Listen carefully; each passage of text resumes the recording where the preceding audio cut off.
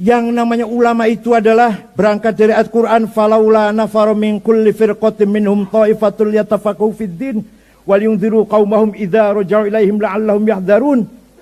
Yang namanya ulama itu adalah mutafaqih fid din, yang paham agama. Saya contohkan, paham tafsir dan ilmu tafsir, paham asbabun nuzul, paham makkiyah madaniyah, paham nasikhah mansukhah, paham mutlaqah muqayyadah, paham amma dan khossah, paham nasikhah dan mansukhah, paham hakiki dan majazi, kinayah isti'arah. Itu baru Quran, belum hadis. Nawiti ingsun larasi iran kelawan muji maring pangeran. Ketika umat Islamnya berpecah belah mengikuti hawa nafsu, kepentingan kelompok masing-masing yang mendirikan Taifiyah, negara atau kecil-kecil masing-masing satu sama lain bermusuhan, satu sama lain saling iri, bahkan saling perang saudara terjadi di Spanyol. Maka mudahlah dicaplok Andalus oleh Isabella dari suku Gad.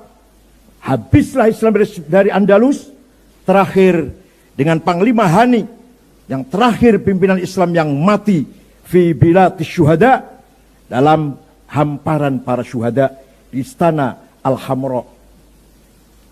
Nggak pernah baca sejarah sih, aduh Masya Allah. Bacanya cuma mujibatul ghuslar ba'atun, irtiqal khitan wa lam nzilat terus bacanya. Sekali-kali baca sejarah. Apa kita mau seperti Spanyol? Apa kita rela kalau Indonesia seperti Andalus? Hancurlah Islam dari Andalus. Saya bicara di sini bukan bicara politik praktis, tapi politik kebangsaan, politik konstitusional, politik yang kita dambakan bersama. Kemudian, para ulama yang hadir ini mempunyai tanggung jawab dua. Punya tanggung jawab dua, mas'uliyah diniyah dan mas'uliyah watoniyah. Mas'uliyah diniyah, yang namanya ulama itu adalah berangkat dari Al-Quran, falaula nafaru min kulli firqatin minhum ta'ifatul yatafaqahu fid din wal yunziru qaumahum idza raja'u ilaihim la'allahum yahdharun. Yang namanya ulama itu adalah mutafaqih fid din, yang paham agama. Saya contohkan, paham tafsir dan ilmu tafsir, paham asbabun nuzul, paham makkiyah madaniyah, paham nasikhah mansukhah, paham muhkamah muqayyadah, paham muhkamah muqayyadah, mutasyabihah, paham mutlaqah muqayyadah, paham amma dan khossah, paham nasikhah dan mansukhah, paham hakiki dan majazi, kinayah isti'arah. Itu baru Quran, belum hadis. Harus paham mutawatir, paham hadis mutawatir, paham hadis masyhur, hadis aziz, hadis ahad, qat'iyyul wurud, qat'iyyud dilalah, qat'iyyul wurud, dhanniyud dilalah, dhanniyul wurud, dhanniyud dilalah. Belum lagi harus paham hadis sahih, hasan, dhaif, dhaifnya maqtu, munqati', mauquf, mursal, mu'allal, munkar. Kalau nggak paham ini, jangan coba-coba ngaku ulama.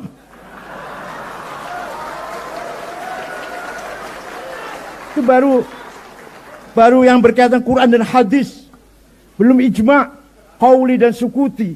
Belum qiyas, ada 9. Aulawi, burhani, mantiki, jadali, istiqra'i, tamthili, khitabi, syi'ri, iqna'i. Belum ilmu kalam.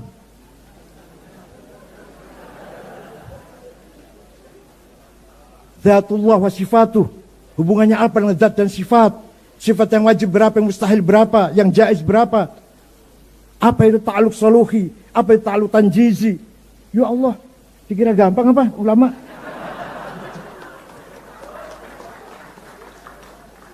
Alah, nggak usah jauh-jauh, ilmu tajwid saja. Idhar, idgham, ikhfa, iklab, qalqalah, mad lazim, mad jaiz, huruf halak, huruf qalqalah. Ya Allah, itu aja kalau nggak paham bukan ulama itu. Siapa pengarang ilmu tajwid? Abu Ubaid Qasim bin Salam, wafat tahun 224. Siapa pengarang ilmu Nahwu? Imam Sibawayh. Siapa yang mengarang harokat fathah dhamma kasrah? Khalid bin Ahmad Al-Farahidi. Siapa yang menggagas titik? Ba titik 1, titik 2, titik 3. Abul Aswad Ad-Du'ali, wafat tahun 62 Hijriah. Siapa pengarang ilmu balaghah? Amr bin Ubaid. Siapa pencetus ilmu kalam? Wasil bin Atta. Siapa pencetus ilmu tafsir yang sempurna? Abu Ja'far Ibnu Jarir At-Tabari. Wah, panjang ini, nggak bisa. Dikira cukup 2 minggu sankilat apa? Itu ulama.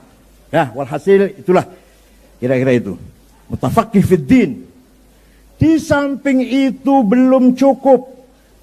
Ulama itu harus alladzina yanzurunal ummah bi'ainir rahmah. Yang memandang umat dengan mata kasih sayang. Dengan mata yang ingin segala diberikan untuk umat.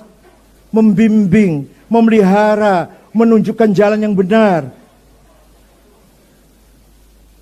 Dari pagi sampai malam, bahkan 24 jam, pintu rumah kiai terbuka. Hidup di tengah-tengah masyarakat sebagai informal leader, sebagai pemimpin yang non formal, menerima segala tamu. Semua masyarakat mengadu. Ya Allah, luar biasa. Kalau ada orang mau bercerai, dinasehatin, jangan.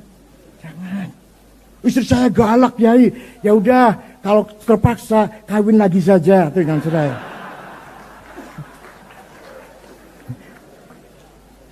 Enggak, ini kata Kiai, bukan kata saya, bukan kata saya kan. Jadi dari kepolisian pun sangat terbantu dengan peran ulama yang selalu membimbing, mengayomi, memelihara masyarakat. Kalau ada musibah, yang sabar, jangan putus asa. Yang sudah meninggal, korban musibah, kita doakan. Ke depan harus optimis, roja, ila rahmatillah. Itulah ulama. Gak ada ulama menakut-nakutin. Tidak ada ulama intimidasi. Tidak ada ulama yang membuat orang pesimis. Gak ada. Suatu ketika ada seorang sahabat namanya Al-Hasin Al-Khazraji. Bisod ya, Hasin. Kalau Sin Husain bacanya. Kalau Sod Hasin bacanya. Al-Hasin Al-Khazraji punya anak tidak mau masuk Islam. Dirayu, dikandani, dituturi, diajak masuk Islam, tetap nggak mau. Anaknya ini.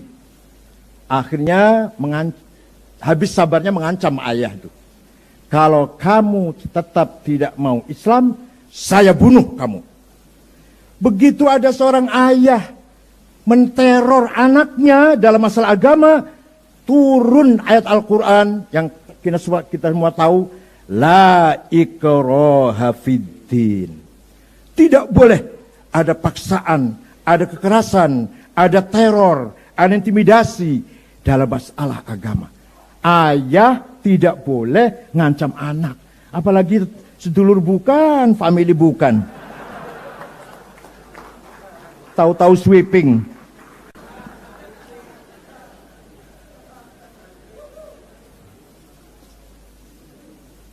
Para kiai, para asatid, hadirnya saya hormati. Peran ulama dalam hal ini adalah memelihara masyarakat, mengayomi masyarakat, menunjukkan jalan yang benar, memberi contoh qudwah hasanah, bukan beri contoh qudwah sayyi'ah.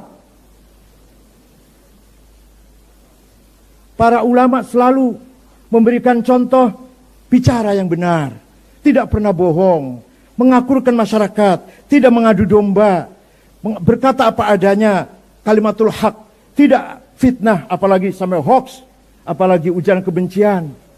Wala tuti' kulla hallafim mahin, hammazim masya'im binamim, manna'in lil khairi mu'tadin athim, utullim ba'da dzalika zanim. Jangan ikuti, jangan dengarkan omongan orang kesana kemari, bohong, adu domba, fitnah, ujaran kebencian, manna'il khair yang mencegah kebaikan, mu'tadin menimbulkan permusuhan, athim menimbulkan dosa besar. Baca ayat ini enggak ya mereka ya? Saya enggak tahu itu. Ngajinya enggak hatam sih ya. Aduh ya Allah. Nah. Kemudian peran politik sejak dulu ketika masa penjajahan, para ulama di depan merebut kemerdekaan dari penjajah Belanda maupun Jepang. Kita tahu para ulama yang syuhada, Kiai Zainal Mustafa dari Tasikmalaya dipenggal lehernya di Ancol. Kiai Rusdi Hamid Rusdi dari Malang di Brondong, sekarang sudah menjadi nama jalan di Malang. Kiai Muhammad Ilyas Lumajang, Kiai Hashim Asy'ari di penjara Mojokerto oleh Jepang 1 bulan. Keluar dari penjara, tangan kanannya tidak bisa bergerak, dihajar oleh Jepang karena gara-gara tidak mau menghormat ke arah timur. Apa namanya itu? Shikere. Dan di penjara itu ditemani oleh santri dari Cirebon. Sekali lagi, dari Cirebon. Namanya Kang Solihin. Kiai Solihin Babakan Ciwaringin, Kiai. Nah, itu yang menemani sama-sama disiksa oleh Jepang di penjara Mojokerto. Para kiai semua pejuang. Kiai Rukyat, bapaknya Kiai Ilyas Rukyat Tasikmalaya, juga dikejar-kejar oleh Belanda dan Jepang. Temannya banyak yang gugur, tapi Kiai Rukyat masih dijaga oleh Allah. Panjang usia sampai wafat, sampai akhir hayatnya tetap berjuang. Itu ayahanda dari Rois Am, Kiai Ilyas Rukyat. Banyak sekali ulama, kalau saya ceritakan tidak cukup waktunya. Walhasil, ulama punya andil besar, punya andil sangat besar dalam membangun kemerdekaan Indonesia ini. Kemudian, setelah dibentuknya panitia persiapan kemerdekaan Indonesia, ketuanya Insinyur Soekarno, sekretarisnya Muhammad Hatta, anggotanya Haji Agus Salim, ulama. Kiai Wahid Hashim, bapaknya Gus Dur, jangan lupa. Kakeknya Mbak Lisa, jangan lupa. Itu Wahid Hashim. Dan Muhammad Yamin, Laimena, Maramis, Abi Kusno. Nah, itu semua adalah para ulama bersama pemimpin-pemimpin nasionalis menjadi panitia yang mempersiapkan kemerdekaan Indonesia ini. Dikira para ulama bisa cuma tahlil aja, Pak? Tahlil pinter, berjuang pinter.